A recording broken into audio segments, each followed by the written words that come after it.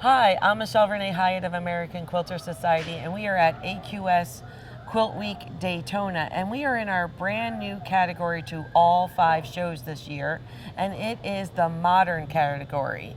Now, Sherry Priest, I have the honor of being with her in front of her core memory quilt, which she has won in. And so, Sherry, I want to talk to you about why did you enter into an AQS quilt contest? Well, I've been taking classes learning how to make better quilts and how to enter shows.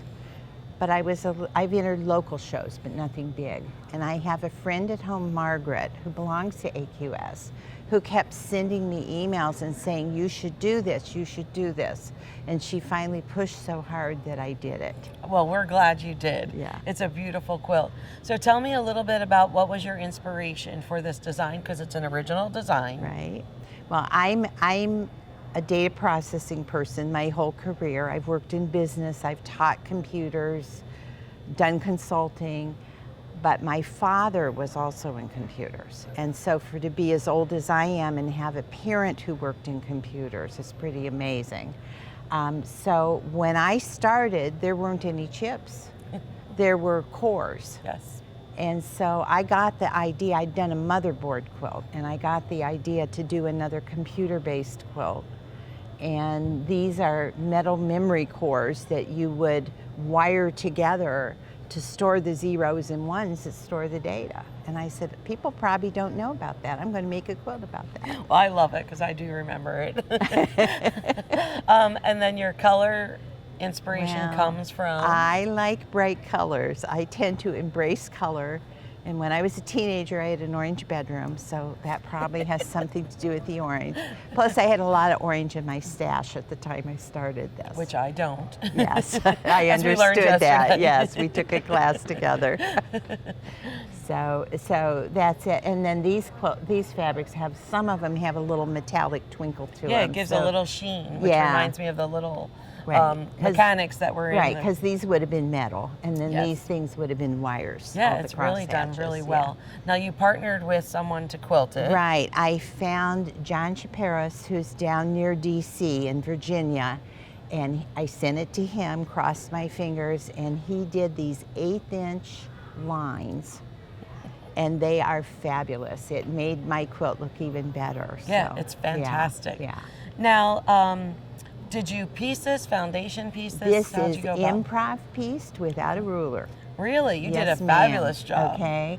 So I did use rulers a little bit to get my block size figured out, but it was a real bugger. It's probably the hardest thing I've ever pieced because you want your wires to go straight through the cores, and sometimes they ziggy-zag. Oh, it looks fantastic. Yeah. Really, I would have never guessed it was improv. It's improv pieced. Yes, you did a fantastic job. Yeah. Well, this one you took 3rd place in the modern category, but we also have another quilt that you've entered that is also placed in our AQS Daytona Quilt Week. So let's hop on over and talk about that one. Okay.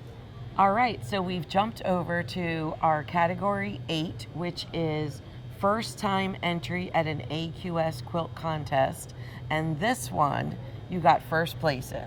Yes, I did. So this is your single card key punch quilt, which I love. I smiled as soon as we took it out of the tube here at the quilt show because it brought back memories for me, and I'm sure it did the same for many other people who are my age and above. Yes. But anyhow, talk to me a little bit about this quilt. It is just beautiful. Well, again, I was looking to do a series of quilts on vintage computing devices, and I actually own one of these little tiny key punches that belonged to my father. He used it when he worked in data processing, and it punches 1 card at a time manually.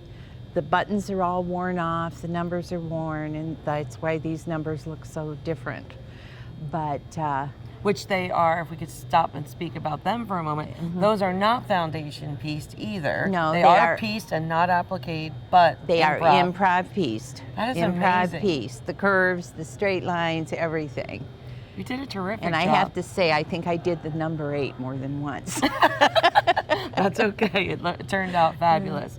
And then talk to me a little bit about the key card. Well, the card would have fed into the machine, and it would have been a lot longer, but to keep it a proper size, I shortened it, and coated in it is my dad's name. So that's a coating system called Epsidic. Yeah. And his name, Robert L. Viger, is coded into the card. Oh, I love that. Yeah. Now, what did you use for your color inspiration for this? Oh, you know, it was Sean Scully, the artist, and we looked at some of his art, and I picked a palette from one of his art pieces that I liked. I honestly don't remember the name. No, that's okay. Of which but one. But it's beautiful. Yeah, but yes. they were colors I wouldn't normally choose, and I think they've worked. Yes, and I love, and you partnered with John again on quilting. John quilted this one. But I love it's quilted in red thread, which I think a lot of people would not have necessarily gone to, because it's risky. It's risky. You can see.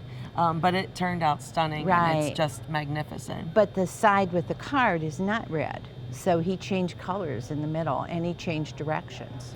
Yeah. It's beautifully done. Yeah, he did a great job for me. So she took third place in our category 4, our brand new category to all 5 shows, which is modern, and then a first place in our category 8, first time AQS entry. So thank you so much, Sherry. It's been a pleasure. Thank you very much. I'm thrilled to be here. Yes, we're thrilled to have you. And so you too can enter in our AQS quilt contest by checking out the details on AmericanQuilter.com.